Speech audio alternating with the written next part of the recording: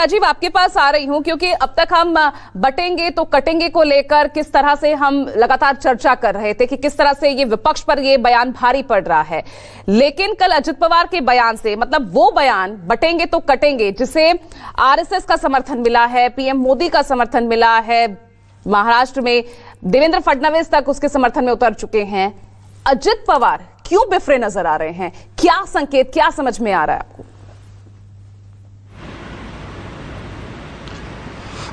देखिए पूजा, महाराष्ट्र के चुनाव में ये जो दो गठबंधन है, महायुति और महा अघाड़ी, ये दोनों गठबंधन न विचारों की साम्यता का है, इसमें कोई समानता नहीं है, न सिद्धांतों के मेल का है और न विचारधारा का मेल का है। ये दोनों गठबंधन, तीनों पार्टियों का, तीन पार्टियां दोनों तरफ हैं, ये दोनों गठबंधन सिर्फ सत्ता के लिए गठबंधन है और चुनाव के लिए गठबंधन है। कोई शर्तिया तौर पर ये नहीं कह सकता कि चुनाव के नतीजे आने के बाद गठबंधन की तीनों पार्टियां दोनों तरफ की एक साथ रहेंगी या इधर से उधर चले जाएंगी, या नेता और विधायक जो चुनाव जीतने जा रहे हैं, जो जीतेंगे, वो जिस पार्टी से और जिस सिंबल से चुनाव लड़ रहे हैं वो उसी पार्टी में रहेंगे कि चुनाव के नतीजों के बाद दूसरी तरफ चले जाएंगे। तो ये पूरा महाराष्ट्र में जो मामला है वो गड्ढ मैं रोज बोलता हूँ, वो इसलिए है कि एक ही पार्टी के दो कार्यकर्ता, मान लीजिए शरद पवार की जो एनसीपी थी उसके दो कार्यकर्ता एक ही जगह में थे, नंबर 1 नंबर 2, दोनों में मित्रता भी थी या बैर का भी भाव था, तो उसमें से एक शरद पवार के साथ रह गया और दूसरा अजीत पवार के साथ चला गया और दोनों विधानसभा का चुनाव लड़ रहे हैं और दोनों अपने नेता शरद पवार को मानते हैं, दोनों अजीत पवार से दोनों के अच्छे रिश्ते हैं। तो वो चुनाव जीतने के बाद किधर जाएंगे और दोनों में से कौन जीतेगा ये भी तय नहीं है। बहुत सारी सीटों पर शरद पवार की एनसीपी और अजीत पवार की एनसीपी आमने सामने लड़ रही है, जैसे मुंबई के ठाणे जिले का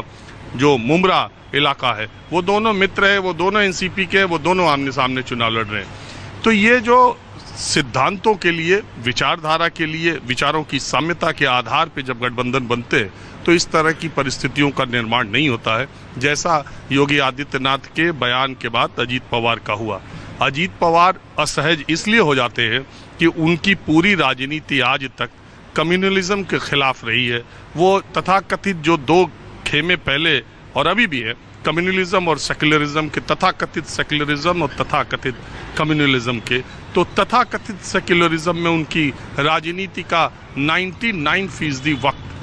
गुजरा है और उनके नेताओं में, उनके समर्थकों में, उनके उम्मीदवारों में अल्पसंख्यकों की अच्छी खासी संख्या में 4 उम्मीदवार अगर आप देखें, सना मलिक, नवाब मलिक, इसके अलावा हसन मुशर्रफ, ये अलग बात है कि इन लोगों पर केंद्रीय जांच एजेंसियों के तमाम केस भी हैं और जब अजीत पवार शरद पवार से टूटे तो ये सारे लोग, हसन मुशर्रफ के यहाँ तो तुरंत ईडी की रेडी पड़ी थी और नवाब मलिक जेल से अभी छूटे ही हैं कुछ दिनों पहले, आपको पता ही है। तो ये सारे लोग अजीत पवार के साथ चले गए और बीजेपी से टकराव के बाद भी अजीत पवार ने नवाब मलिक को टिकट दिया और नवाब मलिक ने कल ही अपनी चुनाव क्षेत्र में ये बात कहा कि मैं भारतीय जनता पार्टी या महायुति का उम्मीदवार नहीं हूँ, महायुति का उम्मीदवार यहाँ पर मेरे खिलाफ लड़ रहा है, महाराष्ट्र विकास अघाड़ी का भी मेरे खिलाफ लड़ रहा है, मैं महायुति का नहीं हूँ, मैं अजीत पवार एनसीपी का उम्मीदवार हूँ। तो इस तरह की स्थिति हर आप तीसरे चौथे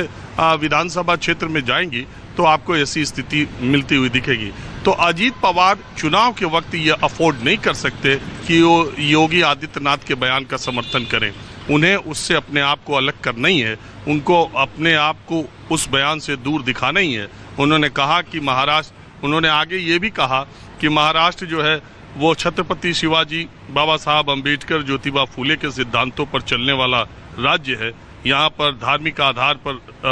राजनीति नहीं की जा सकती, ये सर्व धर्म संप्रदाय वाला राज्य है। उनका कहने का मतलब है कि वो जो आइडियोलॉजी बीजेपी की योगी आदित्यनाथ के बयानों से नजर आती है उससे वो अपने आप को दूर रखते हैं। लेकिन बात यह है कि आज प्रधानमंत्री भी नासिक और धुले आ रहे हैं। अब निगाहें इस बात पर है कि योगी आदित्यनाथ तो अभी फील्डिंग सजा के गए हैं, अब प्रधानमंत्री का आज 2 जगह रैलियां हैं। अब देखिए, सबसे बड़ी बात और सबसे दिलचस्प बात यही देखने की होगी कि यही प्रधानमंत्री कुछ महीनों पहले 70,000 करोड़ के सिंचाई घोटाले के लिए जो चक्की पिसिंग की बात थी वो अजीत पवार आज प्रधानमंत्री की रैली में उनके मंच पर मौजूद होंगे कि नहीं नासिक और धुले में, और ये भारतीय राजनीति का एक अभूतपूर्व दृश्य होगा।